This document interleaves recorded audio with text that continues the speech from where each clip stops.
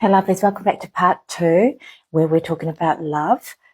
You've fallen in love with a narcissist. It's not all bad news though, because now we're going to talk about, we're going to talk about change, but I want to finish up talking about this one as well. So go back to the first part. We talk a little bit about this, but what I also would recommend is there's loads of great content on the narc behaviours, some of the toxic traits that you might see, and how they are so pattern oriented. Okay, so if you talk to someone who specializes in this, because more and more this is now becoming recognized as like like a mental illness or as some sort of disorder, like there is an actual diagnosis for this now. So there's a lot of great experts that are talking about some of the toxic behaviors and traits that play out. But what they also recognize is that they're very pattern oriented. So you could be talking, say like if you're in a relationship with a narcissist, and Betty Joe across the road, I don't know where I got that name from, but Betty Joe across the road is also in a relationship with a narcissist.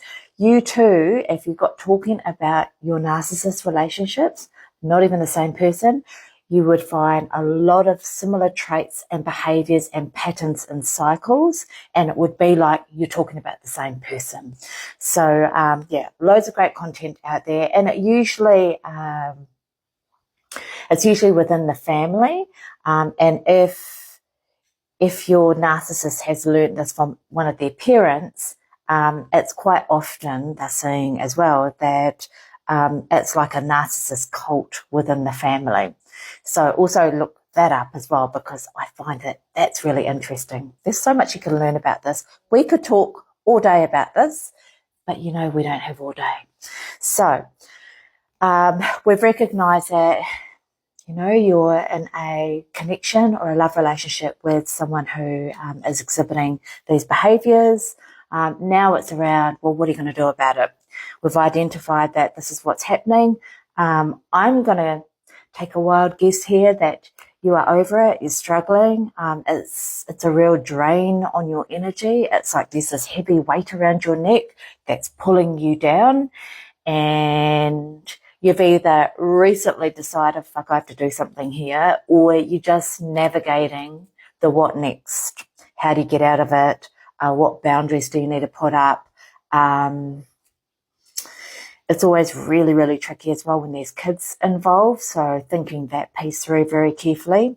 Anyway, there's a whole heap of things that are that you're sort of thinking about, if not done already, pulling the lever on, or you've been triggered to do. Okay, so the next card that comes out is around change.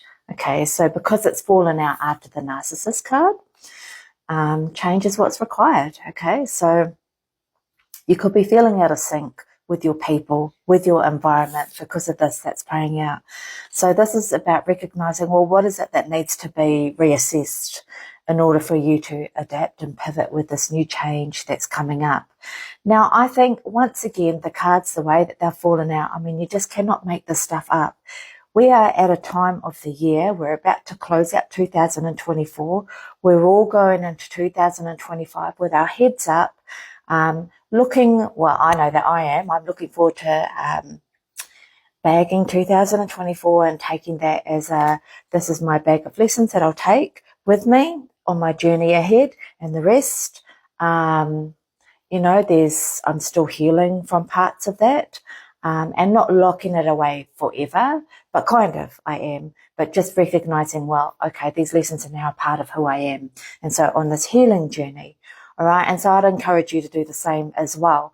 But where I'm going with this is that we're at a time of the year where change is necessary, and as we start lining up all of our ducks to go into a new year with optimism and with some positivity. We've got our positivity pants on, right? And it's a perfect time to be thinking about this. So yeah, change is coming up. Time to adapt, time to reassess, time to go with this new flow of energy that's coming up for all of us as we close out this year. So just another call out here, with this, if we stay in it, we're going against our grain, okay? If we stay in it and we do nothing about it, it's just going to get worse. Covering our eyes or ducking our head under the blanket doesn't make this go away. So that's why this card's come out. There's a need for change. It's time for you to sit up straight and look around and work out, how the fuck am I going to do this? But know this, you're more than capable of the change that's required from you. Okay. You've probably been through worse things or on par, just as equal to this. So it's, I'm getting here. It's time for you to let go and to trust and start making some bold moves and decisions. Now, I'm not telling you what to do. I'm just reading the cards as they are. Okay, I'm just reading the cards as they are. I feel like a lot of you know this stuff anyway, and sometimes it's just confirmation, clarity that you might be needing to hear, just to reassure you and know that you're not alone. Okay, you got to do what you got to do, right? So I just want to, just another reminder, I don't want to downplay what's going on here, but it is one of the cards. We had to talk about it, and it is tarot TikTok. So we're not going into a full-blown discussion about this, but I just want to mention that I'm not downplaying the seriousness behind this, the importance of addressing and healing through this properly. Quite often what happens is, we need to go through a detachment process for this in order for this to happen, for the change. And so sometimes what happens is as well, actually more often than not, is things will be ripped away from us if they're not serving our highest good and our highest purpose. Okay, things will be ripped away from you. And it's going to be fucking hard, but that's what happens when you're detaching from something like this. It's all part of the process. That's a necessity that absolutely has to happen if you want to grow, if you want to be better, to do better, if you want your life to change and improve, if you want your kids' lives to change and improve. So I just really wanted to drive that point home, because I do not downplay the seriousness of this. It's a very serious thing. Okay. Now, here's the good news.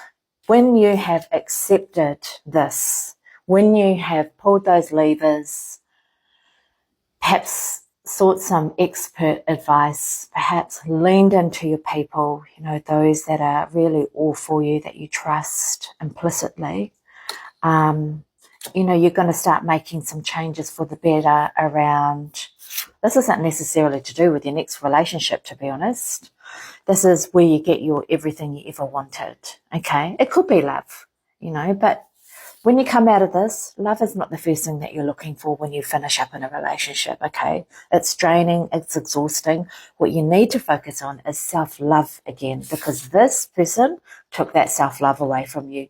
It's like you have to, usually if you haven't gone too deep into it, then you're lucky to get the escape that you have.